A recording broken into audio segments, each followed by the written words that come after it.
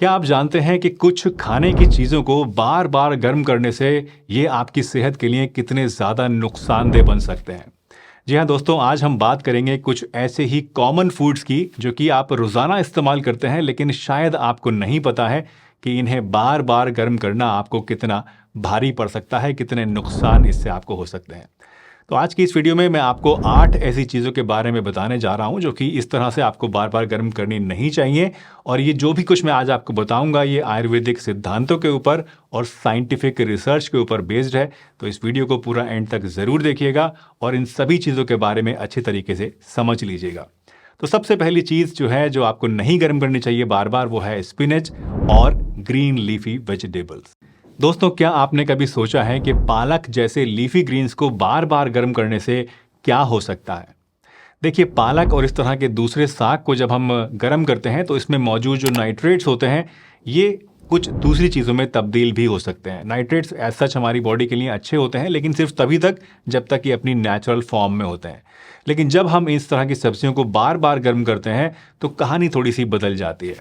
जब हम leafy Green's को रीहीट करते हैं, स्पेशली मल्टीपल टाइम्स, तो इनके अंदर मौजूद नाइट्रेट्स नाइट्राइट्स में ट्रांसफॉर्म हो सकते हैं और आगे चलकर ये नाइट्रोसोमाइंस में भी तब्दील हो सकते हैं, जो कि एक कार्सिनोजेनिक कंपाउंड है, यानी बॉडी के अंदर कैंसर को बढ़ावा देता है। साइंटिफिक रिसर्च ने भी ये बात मानी है दोस्तों कि ये जो नाइट्रेट्स हैं, अगर ये इस तरह से कन्वर्ट होते हैं, ट्रांसफॉर्म होते हैं, तो सेहत के लिए ये बहुत ही ज़्यादा नुकसानदेह होते हैं। तो मेरी सलाह यह है कि अगर आप लीफी ग्रीन्स को खाते हैं तो हमेशा फ्रेश बनाकर ही खाइए, और अगर ये बच जाएं तो ठीक है, एक बार तो आप इन्हें गर्म कर सकते हैं, खा सकते हैं, लेकिन मल्टीपल टाइम्स इनको बार बार गर्म करना आपको बिल्कुल भी नहीं चाहिए। इससे आपको हर कीमत पर बचना चाहिए। दूसरी चीज़ है दोस्तों चावल, यानी कि राइस। चावल तो हमारी रोज़ाना की डाइट का एक बहुत ही अहम हिस्सा होता है, पर क्या आपने कभी सोचा है कि जब हम चावल को पकाते हैं तो इसमें छोटा सा एक बैक्टीरिया छुपा रहता है जिसका नाम होता है बैसिलस सीरियस। ये बैक्टीरिया जो होता है दोस्तों, ये नॉर्मली हमारी बॉडी के लिए हार्मलेस होता है, लेकिन अगर चावल को ठीक से स्टोर नहीं किया जाए तो ये बैक्टीरिया मल्टीप्लाई करने लग जाता है और ये बैक्टीरिया रीहीटिंग के बाद भी सर्वाइव कर सकता है, जो कि फूड पॉइजनिंग का कारण बनता है। सोचिए कि आपने रात को चावल बनाए हैं और बड़े मज़े से खाए हैं और सोचा कि जो बचे हैं वो सुबह गर्म करके खाएंगे, लेकिन रात भर चावल को ऐसे ही छोड़ देने से आपने अनजाने में अपनी हेल्थ को रिस्क में डाल दिया है। तो इसका जो सॉल्यूशन है बहुत ही सिंपल है कि अगर आप चावल को दोबारा से यूज़ करना चाहते हैं तो उसको ठंडा करके आप फ़ौरन फ्रिज में रख दीजिए, ताकि ये जो बैक्टीरिया है ये ग्रो ना हो सके। और कोशिश करिए कि चावल को बस एक ही बार गर्म करके खा लें, या फिर ज़्यादा बढ़िया तो ये है कि आप फ्रेशली कुक्ड चावल ही खाएं, कम क्वांटिटी में ही बनाएं, ताकि वो बचे ही ना।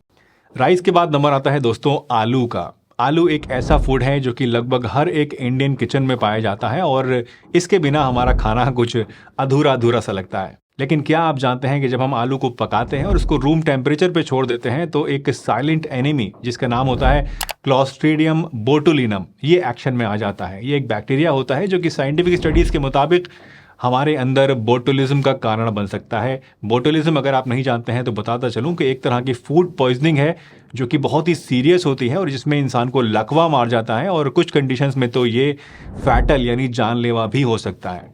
तो अगर आप आलू पकाते हैं तो कोशिश करिए कि आलू को रीहीट बार बार ना किया जाए, या फिर अगर उसको स्टोर करना हो तो कोशिश करिए कि उसको फ्रिज के अंदर ही स्टोर करें, ताकि जो बैक्टीरिया की ग्रोथ है ये ना हो और आपके अंदर जो रिस्क है बोटुलिज्म होने का वो कम से कम रहे। चौथा नंबर आता है दोस्तों चिकन का। चिकन एक पॉपुलर नॉन वेजिटेरियन डिश है जो हम सभी लोग पसंद करते हैं, लेकिन क्या आपको पता है कि अगर चिकन को बार बार गर्म किया जाए तो उससे इसके प्रोटीन्स में क्या तब्दीली आती है, क्या चेंज आता है?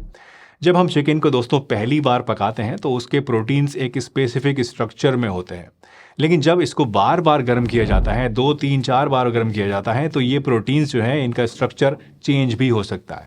साइंटिफिक रिसर्चेस के मुताबिक जब चिकन को रिपीटेडली हीट किया जाता है, बार बार हीट किया जाता है, तो इसमें मौजूद प्रोटीन्स डिग्रेड हो सकते हैं, जो कि डाइजेस्ट करने में मुश्किल क्रिएट करते हैं। ये न सिर्फ डाइजेशन को इफेक्ट करता है बल्कि कुछ कुछ केसेस में तो इसकी वजह से फूड पॉइजनिंग भी हो सकती है। दोस्तों, चिकन की ही तरह अंडे भी एक ऐसा खाद्य पदार्थ हैं जो कि प्रोटीन का अच्छा सोर्स होते हैं, और जस्ट लाइक चिकन्स इनको भी बार बार गर्म करने से इनमें मौजूद प्रोटीन डीनेचुरेट हो जाते हैं और हेल्थ प्रॉब्लम्स क्रिएट करते हैं, ख़ासतौर से आपके डाइजेशन के लिए। तो अंडे को भी आपको बार बार गर्म करके नहीं खाना चाहिए। अगला नंबर आता है दोस्तों मशरूम्स का। मशरूम्स एक नेचर की देन है जो कि स्वाद और स्वास्थ्य दोनों में बहुत ही रिच होते हैं। लेकिन क्या आपको पता है कि मशरूम्स की डेलिकेट नेचर उन्हें रीहीटिंग के लिए सूटेबल नहीं बनाती है। जब हम मशरूम्स को पकाते हैं तो वो अपना एक यूनिक फ्लेवर और एक अपना यूनिक टेक्सचर देते हैं, लेकिन जब हम इन्हें दोबारा गर्म करते हैं तो उनकी डेलिकेट नेचर की वजह से ये जो चीज़ें होती हैं ये डिग्रेड होने लगती हैं और इसकी वजह से डाइजेस्टिव इश्यूज पैदा होते हैं। साइंटिफिक स्टडीज़ ने भी ये बताया है कि मशरूम्स में मौजूद प्रोटीन्स और एंजाइम्स रीहीटिंग की वजह से डिग्रेड होते हैं और इस डिग्रेडेशन की वजह से ही डाइजेस्टिव प्रॉब्लम्स पैदा होती हैं और कभी कभी तो इसकी वजह से पेट में दर्द की शिकायत भी हो सकती है, उल्टी भी आ सकती है। मशरूम को जो यूज़ करने का बेस्ट तरीका है दोस्तों वो ये कि इसको फ्रेश बनाकर ही उसी टाइम खा लिया जाए, लेकिन अगर इसको रीहीट करना ही है, ज़रूरी है, तो ऐसे में कम से कम हीट पर इसको और बहुत ही लिमिटेड टाइम के लिए गर्म किया जाए ताकि ये डीजेनरेट ना हो, डीनेचुरेट ना हो और आपको इसका नुकसान ना हो। 7वां नंबर आता है दोस्तों कुकिंग ऑयल्स का। कुकिंग ऑयल भी हमारे सभी के किचन्स का एक एसेंशियल पार्ट है, स्पेशली फ्राइंग के लिए। लेकिन क्या आप जानते हैं कि कुकिंग ऑयल को बार बार गर्म करने से इनमें ट्रांस फैट्स का लेवल बढ़ सकता है। जब हम एक ही ऑयल को दोस्तों बार बार गर्म करने लगते हैं फ्राइंग करने के लिए तो उसमें केमिकल चेंजेस होने लगती हैं और ये चेंजेस इसके मॉलिक्यूलर स्ट्रक्चर को बदल देती हैं और इसकी वजह से ट्रांस फैट्स की मात्रा तेल के अंदर बढ़ जाती है। वैसे अगर आप ट्रांस फैट्स के बारे में नहीं जानते हैं कि ये क्या है तो आपको बताता चलूँ कि ये सबसे ख़तरनाक टाइप के, सबसे बुरे टाइप के फैट्स होते हैं जो कि नसों में जाके चिपक जाते हैं और ब्लॉकेज पैदा करने में इनकी जो हिस्सेदारी है वो सबसे ज़्यादा होती है।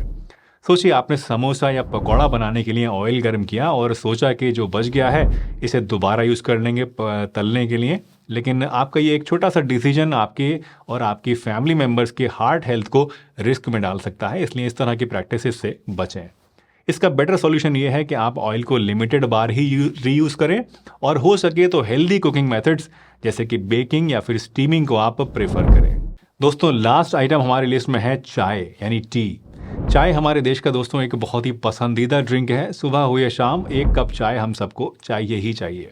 लेकिन जब हम चाय को बार बार गर्म करते हैं तो इससे चाय में मौजूद टैनिन्स की संख्या बढ़ने लगती है, जैसे कि गैस, एसिडिटी, इंडाइजेशन और नींद ना आना या फिर घबराहट और कब्ज जैसी समस्याएं पैदा हो सकती हैं।